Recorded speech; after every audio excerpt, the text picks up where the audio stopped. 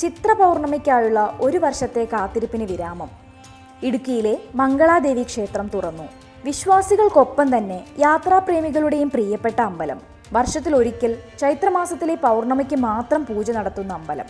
കുമളിക്കടുത്ത് Periyar tiger reserve ഫോറസ്റ്റിനുള്ളിലെ നൂറ്റാണ്ടുകൾ പഴക്കമുള്ള അമ്പലമാണ് മംഗളാദേവി ക്ഷേത്രം. ഉത്സവത്തിന്റെ അന്നു മാത്രമേ സന്ദർശകർക്ക് ഇവിടേക്ക് പ്രവേശനം അനുവദിക്കൂ.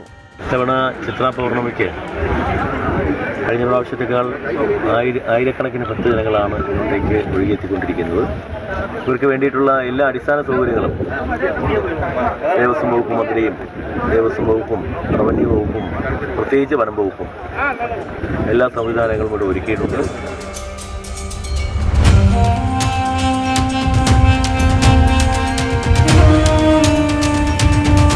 ചിലപ്പതികാരത്തിലെ കണ്ണകി മധുര ചുട്ട് ചാമ്പലാക്കിയ ശേഷം എത്തിച്ചേർന്നത് ഇവിടെയാണെന്നാണ് വിശ്വാസം. സുരുളിമലയിലെത്തി കാളീരൂപം പ്രാപിച്ച കണ്ണകിയെ മംഗളാദേവിയിൽ കുടിയിരുത്തി എന്നാണ് ഐതിഹ്യം. കേരളത്തിനും തമിഴ്നാടിനും ഒരുപോലെ സ്വന്തമായ ഈ ക്ഷേത്രത്തിലെ ഉത്സവത്തിന് ഇരു ഭരണകൂടവും സംയുക്തമായാണ് നേതൃത്വം നൽകുന്നത്.